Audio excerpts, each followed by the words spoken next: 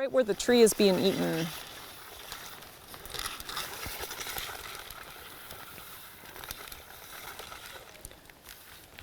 Okay, you're gonna stay there and I'll walk out. FDLA, as of June of 2014, was 142 feet off the highway. If it picks up and moves like D did, it's on the highway in a year. What will actually happen, I think, is that the lobe will just push the road out of the way. I don't think there is any force strong enough that is currently there that will stop it.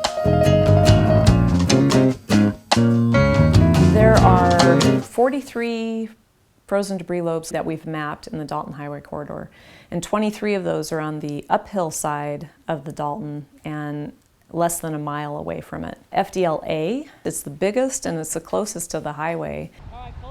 In June, it was measured at 142 feet from the toe of the embankment to the toe of the frozen debris lobe. Hang on.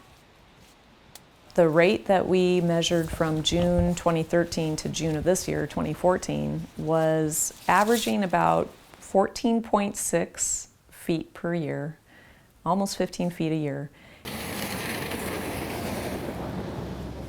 I was asked, how much is the road worth? And I don't really know the answer. The Dalton Highway is that corridor between civilization, as you would say, to the North Slope, where there is also civilization, but it's mainly industry, and there's a lot of research going on in the tundra. Right now we're looking at the big thing, which is the Trans-Alaska Pipeline System. It's an important economic driver for the state. The highway is also used by subsistence hunters, tourists, of course, and hordes of curious researchers traveling north. Also, there might be more interest in reaching a relatively ice-free Arctic Ocean in the future. So access to north of the Brooks Range is important, and the Dalton Highway is the only way to get there right now. So therefore, any threat to that highway is also important by association. A frozen debris lobe A, which is the closest to the road, and it is 142 feet from the road as of June. We did a measurement today. It is closer. D's the monster. Walking on D, you have to be very careful of your footing. Trees are completely upside down with roots sticking out of a hole. You wonder where the rest of the 30-foot tree went. There are massive cracks. It eats things. It eats our marker pins. So we lose them often and they're gone. We look for them for a long time and can't find them. It's moving very fast in comparison to the other lobes. Between 2010 and 2013, it moved an average of 126 feet per year through that time and throughout the winter. How far is it from the highway? Is that a big deal? You know, I'm moving 150 feet a year.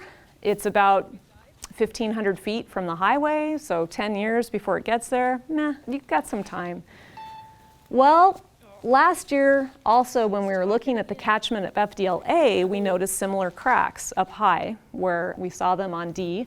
And here's my grad student looking at them. Wide, full of water. They go all the way across the catchment. And here's the kicker. FDLA, as of June of 2014, was 142 feet off the highway.